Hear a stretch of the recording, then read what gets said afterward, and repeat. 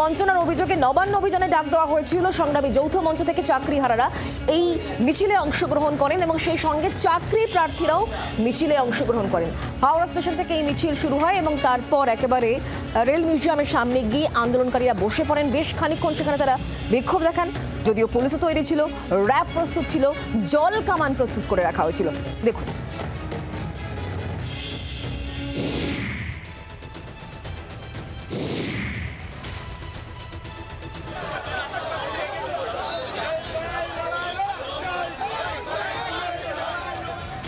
কারো হাতে জাতীয় পতাকা, কারো হাতে প্ল্যাকার্ড।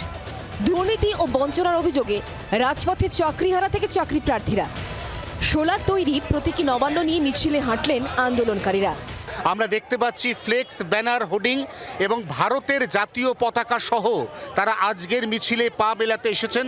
আমরা দেখতে পাচ্ছি তাদের নানাবিধ হোর্ডিং রয়েছে, যেখানে একদিকে যেমন মহার্ঘ ভাতার দাবি, তেমনি রাজ্য জুড়ে অবিলম্বে যে সমস্ত শিক্ষকের শূন্য পদ রয়েছে এই পদগুলিতে নিয়োগের দাবিতেও তারা সোচ্চার।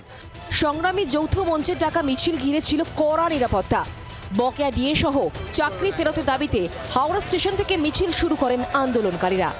এইখান থেকে শুরু করে কাজীপাড়া মোড় পর্যন্ত ৬,০০০ পুলিশ কর্মী রয়েছে, র্যাব সহ। মিছিলে অনুমতি না থাকায় আন্দোলনকারীদের আটকাতে প্রস্তুত ছিল বিশাল পুলিশ বাহিনী। গার্ডরেল ও ব্যারিকেড দিয়ে ঘিরে দেওয়া হয় রাস্তা। বিশৃঙ্খল পরিস্থিতি এড়াতে প্রস্তুত ছিল ড্রোন।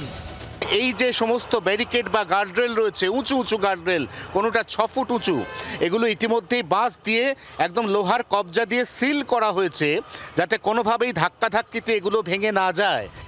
রেল মিউজিয়ামে পুলিশের বাধা পেয়ে রাস্তায় বসে পড়েন আন্দোলনকারীরা। বেশ কিছুক্ষণ বিক্ষোভের পর প্রত্যাহার করে নেওয়া হয় আন্দোলন।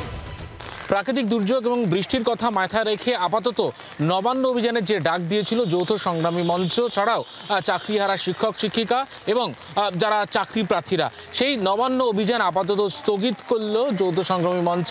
এটা আমাদের কাছে সম্পূর্ণটাই পজিটিভ নোট নিয়ে আমরা যাচ্ছি, কথা দিয়ে যাচ্ছি যে সবাই আরো বৃহত্তরভাবে নামবে। আজকে প্রত্যাহার করছি। ২৮শে জুলাই নবান্ন অভিযান আটকাতে আগেই হাইকোর্টে দ্বারস্থ হয়েছিল মংলাহাট ব্যবসায়ী সমিতি। অভিযোগ ছিল নবান্ন অভিযানের ফলে ব্যবসায় ক্ষতি হচ্ছে। মামলার ভিত্তিতে হাইকোর্ট জানিয়েছিল নবান্ন চত্বরে জমায়েত হলে ব্যবস্থা নিতে পারে পুলিশ। তা সত্ত্বেও সোমবার হকের দাবিতে রাজপথে আন্দোলনকারীরা, কিন্তু শেষ পর্যন্ত বৃষ্টিতে ধুয়ে গেল আন্দোলন। অয়ন ঘোষাল, অয়ন শর্মা ও দেবব্রত ঘোষের রিপোর্ট, জি ২৪ ঘন্টা। বাংলার আওয়াজ, বাঙালির আবেগ, জি ২৪ ঘন্টা।